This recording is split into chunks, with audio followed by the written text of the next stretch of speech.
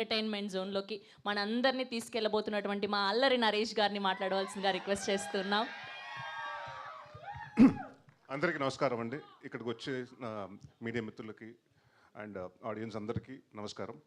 ఇందాక చోటా ప్రసాద్ గారు చెప్పారు 10 సంవత్సరాలు అయింది నరేష్ని కామెడీ సినిమా చూసేని మార్చింది మీరే. ఇదిగోండి ఈయన రాజా గారు, చోటప్ గారు, బ్రహ్మ గారు వీళ్ళందరూ నాందితోటి నన్ను అంటే డిఫరెంట్ సినిమాలు చేద్దామని నన్ను ఎంకరేజ్ చేశారు. But the same time I always అంటే నేను ఎప్పుడు చెప్పాను కామెడీని ఎప్పుడు వదలలేదని. I was waiting for a right script and చాలా రోజుల తర్వాత నాకు చంద్రమోహన్ గారు వచ్చి ఒక కథ చెప్పారు. దాని తర్వాత ఆ కథ బాగా నచ్చింది.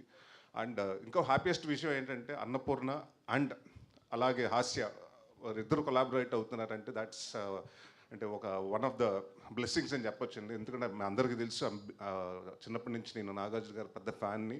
దాని తర్వాత ఆయనతో యాక్ట్ చేశాను నా స్వామి రంగాలు. ఇప్పుడు ఆయన ప్రొడక్షన్లో సినిమా చేస్తున్నాను. So it's all dream come true అన్నట్టు ఉంది. అండ్ ఈ సినిమా నేను డెఫినెట్గా చెప్తానండి. అంటే శ్రీనివాస్ రెడ్డి లేడు, ఇవాళ రాలేదు. పెద్ద నరేష్ గారు ఆయన కూడా షూటింగ్లో ఉన్నారు. మేము రెండో రోజు మూడో రోజు షూటింగ్ చేస్తుంటే శ్రీనివాస్ రెడ్డి వచ్చి నా దగ్గరకు వచ్చి ఒకటి అన్నాడు, అన్న ఒకటి చెప్పాలన్నాడు. ఏంటన్న? నాకు ఎందుకు ఈవీస్ వచ్చిన కదా సెట్లో వచ్చినట్టుందన్న చాలా రోజుల తర్వాత. ఎందుకంటే అంతమంది ఆర్టిస్టులు 30-40 మంది ఆర్టిస్టులు అండి. అంటే కరోనా తర్వాత తెలియకుండా సినిమాలు కానివ్వండి లేకపోతే టెక్నీషియన్స్ కానివ్వండి యాక్టర్స్ని కానీ కుదించడం మొదలుపెట్టారు. బట్ ఈ సినిమాకి మాకు చాలామంది కావాల్సి వచ్చారు. దాదాపు 30-35 మంది యాక్టర్స్ అండి, కామెడియన్స్ కానివ్వండి, అందరూ క్యారెక్టర్ ఆర్టిస్టులు కానివ్వండి. సో ఐ వాస్ చిన్న కొంచెం భయం ఉంది రాజా గారు ఎక్కడ అని. బట్ రాజా గారు అనుకున్నట్టు అందరినీ తీసుకొచ్చారు, ఎక్కడ కాంప్రమైజ్ అవ్వలేదు. అండ్ డెఫినెట్గా చాలా రోజులు ఎప్పుడు చెప్పను, ఈ సినిమా నేను చాలా కాన్ఫిడెంట్గా ఉన్నాను. అండ్ డెఫినెట్గా 2.5 hours మీరు ఏదైతే 10 సంవత్సరాల నుంచి మిస్ అయ్యారనుకుంటున్నాను నరేష్ని, అది డెఫినెట్గా ఫుల్ఫిల్ అవుతుంది. అండ్ 2.5 hours మిమ్మల్ని కంటిన్యూస్గా నవ్విస్తాం. And thanks to Surabhi for been a costar, wonderful costar. And మా రంభా ఊరొచ్చి మేనక వీళ్ళతోటి సెట్లు అంటే ఇప్పుడు తెలుసు కదా, ఒక్కొక్కరు దిగటానికి ఎంత టైం పట్టింది క్యారవాన్ నుంచి రావడానికి. బట్ ఎప్పుడు పాపం అంటే ఎస్పెషలీ వీళ్ళు ముగ్గురు గురించి ఎందుకు చెప్పాలంటే డిసెంబర్లో షూటింగ్ చేస్తున్నాం. ఆ టైంలో ఆల్మోస్ట్ 6 to 7 ఉంది. ఆ టైంలో ఇలాంటి కాస్ట్యూమ్స్ చేసుకుని నైట్ అంతా దాదాపు పొద్దున్న 5 వరకు 6 వరకు షూట్ చేశారు. అండ్ వాళ్ళు చాలా సిన్సియర్గా చేశారు. అండ్ అందరికీ ఈ సినిమా చేసిన ప్రతి ఒక్క టెక్నీషియన్స్కి, అలాగే మా నందు గారు నాకు ఆయన చాలా ఇష్టం. అంటే చాలామంది అడుగుతున్నారు కామెడీ సినిమాలు ఎందుకు రావట్లేదు ఈ మధ్యకాలం అని. కామెడీ రాసి వాళ్ళు తక్కువయ్యారు. అండ్ నేను అదే చెప్పాను నందు గారికి, సార్ మీరు డైరెక్టర్ అయిపోవద్దు అండ్ ప్లీజ్ సీరియస్ సినిమాలు కాదు కామెడీ సినిమాలు రాయండి అని. అండ్ ఆయన ఒక విజన్, చంద్రమోహన్ గారు ఎంత అనుకున్నారంటే ఆ విజన్ని 100% అంటే నేను చదువుతున్నప్పుడు కూడా అంటే ఫస్ట్ మీ నవ్వుకుంటే ఆన్ సెట్లో అది డెఫినెట్గా అది వస్తుందని నేను అనుకున్నాను. అండ్ చాలా రోజుల తర్వాత సీన్ పేపర్ చూసి నవ్వుకుని ఎంజాయ్ చేస్తూ, అంటే ఒక సీరియస్ సినిమాలు చేసినప్పుడు ఒక మైండ్లో ఉంటామండి. అంటే అది మూడ్ అంటారా లేకపోతే ఆ క్యారెక్టర్లో ఏదో ఆలోచిస్తూ దాని గురించి ఉంటాం. బట్ కామెడీ సినిమా చేసేటప్పుడు చాలా ఫన్ ఉంటుందండి. ఈ సినిమా చాలా ఎంజాయ్ చేస్తూ చేసాం. సో అగైన్ మా రాజా గారు చెప్పినట్టు ఈ సినిమా September 4th పెద్ద హిట్ అవుతుంది. అండ్ నెక్స్ట్ ఇమ్మీడియట్గా మళ్ళీ రాజా గారితో సినిమా చేస్తున్నాం.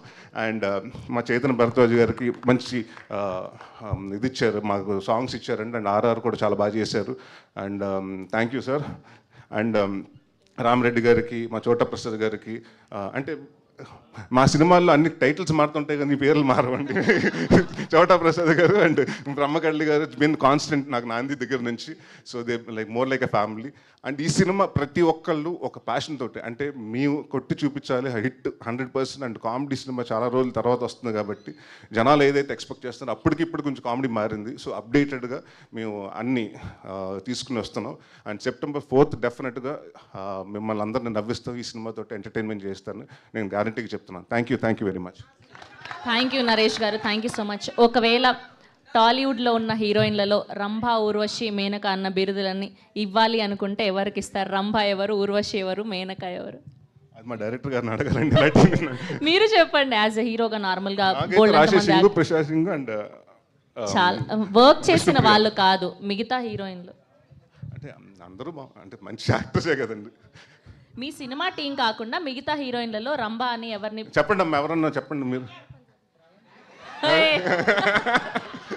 నేను హీరోయిన్ కాదులే కానీ సో బేసిక్గా సో సమాంత గారు ఉన్నారు, తమన్నా గారు ఉన్నారు, కాజల్ అగర్వాల్ గారు ఉన్నారు. సో ఇలా అందరూ ముగ్గురు, మీరు అన్నట్టు ముగ్గురు అనుకోండి.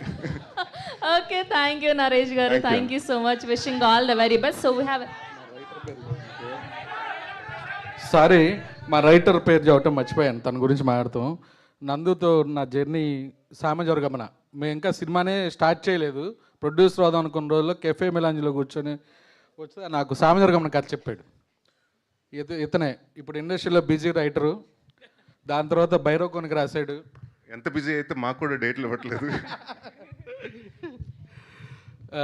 అండ్ ఈ సినిమాకి డైలాగ్స్ రాశాడు.